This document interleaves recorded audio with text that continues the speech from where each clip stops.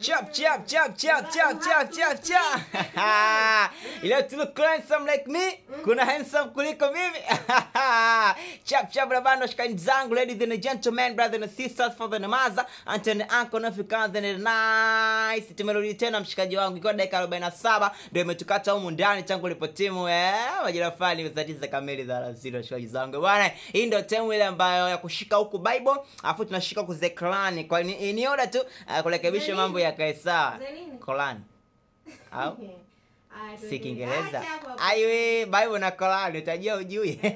Washikaji zangu, tumerudi tena mshikaji wangu kizimba ndio hiki hapa hiki dakika 15 za moto za kuweza kurekebisha ile majambo ambayo yako sawa. Bwana 0765 125 123 ndio namba yetu ambayo unaweza kutuambia mkitu kizimbane. Wala kizimba kama kizimba today tumekuja na ile hapa ile. Bwana, maendeleo ya teknolojia yamekuwa makubwa sana nchini Tanzania na duniani kote kwa sasa hivi tunalijua hilo. Na baadhi ya wasanii wengi wao wamefanya hilo jambo, wanaweza kuitumia AI kwa lengo tu la kurekebisha majambo yao, au si? Mimi sitakuwa mwongeaji sana lakini kuna vitu nitanikuelekeze hapa. Bwana, AI sasa hivi kuna hasara yake na faida yake. Tunasema athari chanya na athari hasi, au vipi? Baadhi ya video sasa hivi tuende kwenye upande wa video, wasanii wengi sana wanatumia AI ni kwa lengo la kurekebisha video, au vipi? Na kuna kumezua mijadala mingi sana. Leo mara kuna vitu vitapungua, ajira zitakuwa chache, nini na nini. Maneno yakawa mengi kinoma noma, lakini kuna vitu ambavyo vimeweka tafarani. Moja video ambayo ipo nitakutajia na Viko ndio atakuelekeza kwa uzuri kabisa na kwaje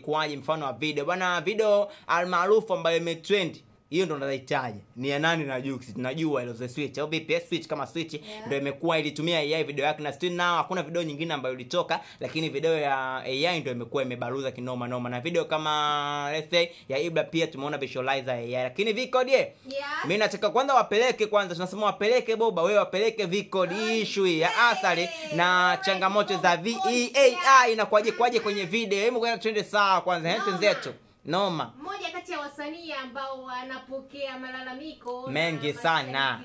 Yaani mengi pamoja na Nandy kutokana na matumizi ya AI kwenye nyimbo yake ya Sweet. AI. Mashabiki walikuwa wanadai ya kwamba wanataka nini? Vipi? Inakuaje AI kwenye nyimbo? Mbona mnatuchanganya? Kupunguzia mapato kwenye mtandao wa YouTube. Hilo ndo swali. Ndio washikaji zetu. Let's go zetu. Lakini majibu ya Nandy yanasema kwamba yeye anaendelea kulipa pesa kama kawaida. Yani kama David. Pia kutokana na mjadala huo, ameibuka pia producer ambaye ameitengeneza hiyo AI ya Nandy ya nyimbo ya Sweet. Yep. Kutokea pale